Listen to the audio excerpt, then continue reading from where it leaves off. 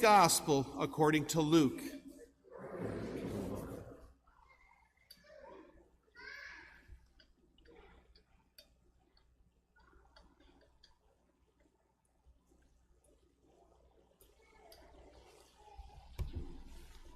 Jesus said to his disciples, "I have come to set the earth on fire, and how I wish it were already blazing. There's a baptism with which I must be baptized, and how great is my anguish until it is accomplished. Do you think that I have come to establish peace on earth? No, I tell you, but rather division. From now on, a household of 5 will be divided. 3 against 2, and 2 against 3. A father will be divided against his son, and a son against his father. A mother against her daughter, and a daughter against her mother. A mother-in-law against her daughter-in-law, and a daughter-in-law against her mother-in-law." The Gospel of the Lord.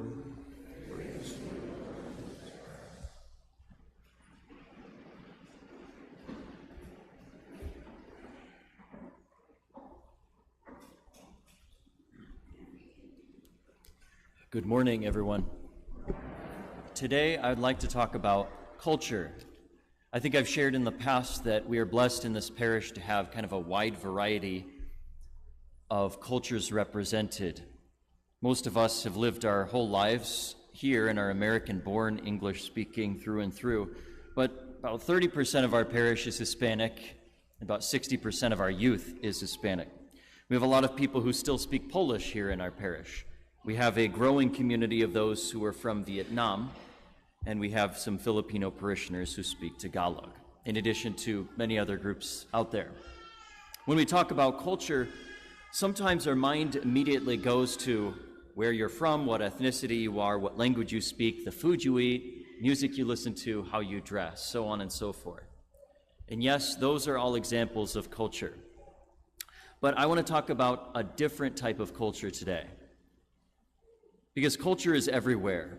It's how you act, it's how you interact with others, it's what you allow, it's what you tolerate, it's what you support and lift up. The best definition of culture that I've heard is that culture is what you value and what you reward. Can everyone repeat that with me? Culture is what you value and what you reward. Every family has a culture. Every sports team has a culture. Every workplace has a culture, and every church has a culture. And so your culture is built up and it's reinforced by the values that you reinforce over time and that you support. You can have a healthy culture, such as a healthy workplace where people want to be, or you can have an unhealthy, toxic culture where no one wants to be. Even the city of LaPorte has its own culture. Let me give you one example of that. Over the last few years, we've seen lots of innovative small restaurants and businesses open up here in LaPorte. Think of brew pubs, coffee shops, ice cream parlors, the small businesses that there's always some initial excitement when they come into town, like LaPorte's finally getting fill in the blank. But then one by one, it seems that they start falling on hard times. They end up having to shut their doors, many of them. Many of these places would thrive in pretty much any other city, but a lot of them just don't seem to make it here. Why?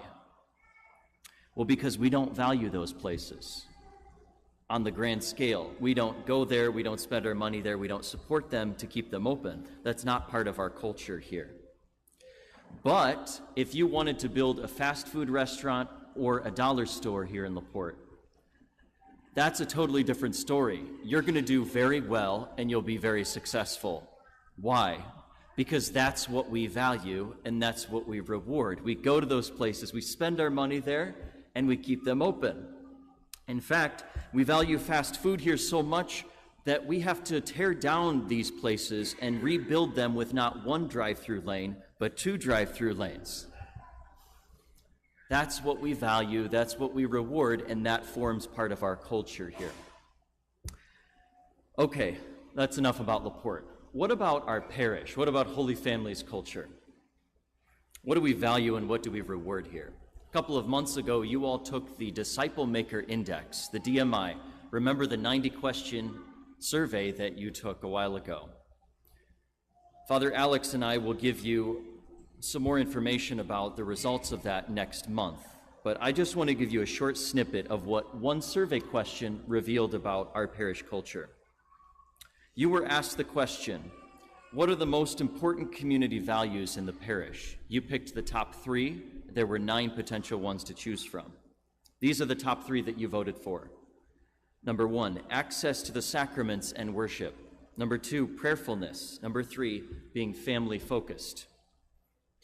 You weren't as interested in things like service opportunities or social outreach or stewardship or diversity or sharing the faith with others or community-oriented events. And that sounds very accurate. Here in Porte, we're very easygoing, we're very steady. Nothing really changes much in this town and in this parish. There's not a whole lot that gets you riled up and angry, which is good. But there's also not a whole lot that gets you really excited either. We're very easygoing. So sometimes when we who work for the parish, we hear about something, some program working well in another parish, and we say, let's do that here. And we put it on, and it flops.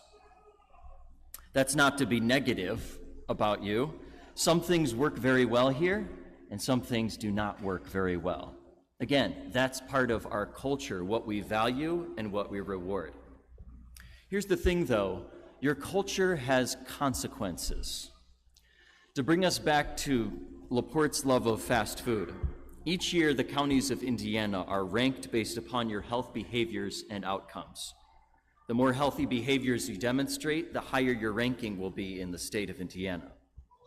Porte County for many years has been at the bottom of the state when it comes to health outcomes. There are 92 counties in the state of Indiana. We've been number 92 for many years. Now, that's starting to change a little bit. We've been working our way up. And while it's not completely determined by the way that we eat, I can imagine that our culture of fast food has impacted those health outcomes. In the same way, your parish culture has consequences. If we have a very welcoming presence when you walk in these doors, people are greeting you, which they do. If you have good homilies, if you have good music, if you have an energized parish environment, then it's a place that people want to be. But if I walk into this church and I've never been here before, and nobody greets me, and I try to get into a pew, and the person on the end looks up at me and says, and I have to squeeze and climb over them in order to get into the pew, what does that say about the culture of the parish? Obviously, it's a place where I don't feel welcome and maybe I don't want to belong. And that, my friends, is one of the reasons why I'm talking about culture today, is because there is another culture change going on in our country right now. And it would be smart for us to not miss this opportunity. And that culture shift that's going on is that more and more adults, especially young adults, are becoming interested in the Catholic faith. I've shared with you before that about 30 years ago, on average, the number of baptisms that we had in Porte between our 3 churches was around 100. And that stayed at 100 up until about 30 or 25 years ago. Today, that number is less than 40 baptisms per year. Fewer and fewer children have been baptized and brought up Catholic the last couple decades due to many societal changes, which now means that when they're becoming adults, and those ones are becoming adults today, they're asking themselves the big questions of life. Why am I here? Is there a God? What am I supposed to do with my life? And they're wondering what they're missing. Suddenly now, God is becoming more popular on social media, and so people are becoming more interested in faith. This past Easter, many dioceses in the United States reported that the number of conversions to Catholicism went up by about 50, 60, 70 or more percent just from 2024. Some even doubled their numbers from last year. So thousands more people each year are becoming Catholic. Doesn't mean everyone is becoming Catholic, but it's a pretty sharp increase that we should pay attention to. This past Easter in Porte, we had 12 adults receive sacraments, which was the highest number in a while. And usually right now, before we start the OCIA year, which is Faith Formation for Adults, the number of people interested is usually somewhere in the single digits. Today, right now, that number is about 17 or 18 adults, before we've even started the year, who are interested in becoming Catholic. Let me share a few examples of what this looks like, this growing trend here in the United States. First, the role of lay men. Among Generation Z, which is your 18 to 29-year-olds, young men attend church more than young women. That was not true for previous generations. What we've been seeing more is that young Catholic men are inviting their non-Catholic girlfriends or wives to explore the Catholic faith, which I think is wonderful. See the impact that you can have on those that you love. I can't convert your boyfriends and your girlfriends or your husbands or your wives or your friends or your coworkers, but you can. A second dynamic that we're seeing is that it's not just Catholics inviting their other half to become Catholic. We're seeing couples and even whole families wanting to join the faith. Some of them have no connection to the parish. They don't know any Catholics. They stumbled across Catholicism on social media and they say, I want to become Catholic. They need someone to walk with them and to help them integrate into the Catholic faith. So the question is, what is our parish culture going to look like here, where it's not just Catholics sitting next to you in the pew, but non-Catholics, non-churched people who are interested in joining us? How is the culture here going to change to make this the place to be? You just heard before Mass an invitation. For those of you who are not Catholic, but are interested in taking the steps to become Catholic, or if you are Catholic but you haven't received a certain sacrament, come join OCIA, or call out Open House, or Come and See is going to be this Wednesday over at St. Peter. And then for those who have been Catholic for a while, this is my appeal. Consider forming a friendship with one person. One person. I'm not asking you to get up here and talk in front of people. I'm not asking you to stand at the door and greet people as they come in. I'm simply asking you to form a personal relationship, a friendship with one person who is interested in becoming Catholic. Totally casual, totally informal. You simply get to know them, share your faith with them. Let the fire that you have in your heart flow out to them as you walk with them through their life of faith. That's the role that you can play as a sponsor. And so I invite you to consider doing that. See the bulletin for more information. In the gospel today, Jesus says, I have come to set the earth on fire, and how I wish it were already blazing.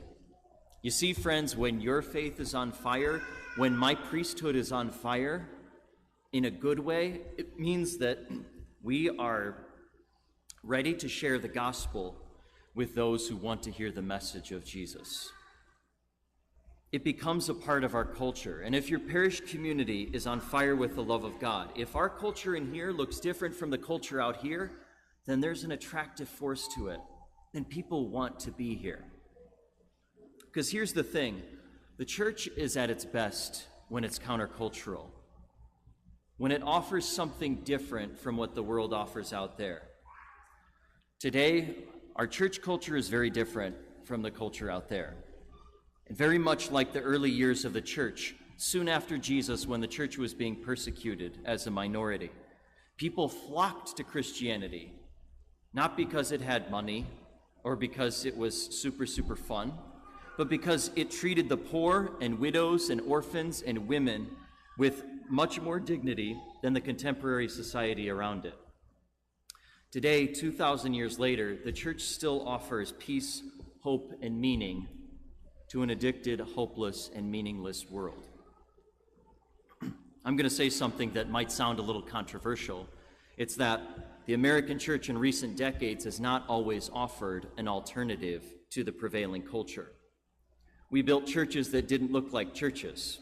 We stripped our faith of any semblance of transcendence and beauty. We replaced evangelization with coloring books and felt banners. And what's even worse is we tried changing the teachings of the church to conform with the moral whims of the culture and the way that the wind is blowing any given day. Even some older priests have told me that years ago, if you were caught praying the rosary or doing Eucharistic adoration in the seminary, you'd have a target on your back because we threw those things out the window. Is it any wonder then why the church has had so many problems in the last few decades and we're still suffering through those problems? Because when you try to make the church look like the world rather than making the world sanctified to look like the church, then it's going to fail miserably. And that is, as a result, why most of the baby boomers, Gen X, and millennials ended up leaving the church in droves. Because why come to church if you're just going to get a mediocre version here of what you can get out there? But the church is not here to give you what the culture gives you. And our younger generation today knows that. Today's younger generation is looking for something different. In case you didn't know, Gen Z youth, again 18 to 29-year-old, is the first generation in a while that is more religiously affiliated than their parents. Today's youth go to church more than their parents do. Why are they attracted to the church? Well, you can thank today's prevailing culture and the social media for that. For today's young people, their world has constantly been changing. Social media has kind of pushed ideologies contrary to the gospel down their throat, and it's starting to backfire. And as a result, many young people are looking for truth in something that is timeless and does not change. They're attracted to a church that is different from the culture around them, and one that does provide peace, that does provide hope, and that does give meaning to their lives. And so with that in mind, I give you a question. Will you be a part of the renewal of this parish so that it becomes a place where everyone can find their home? The culture around us is changing, so let's respond by letting the Lord renew the culture here and make this a place where all are meant to belong. May God set this place on fire with love of Him and with love for one another. Amen.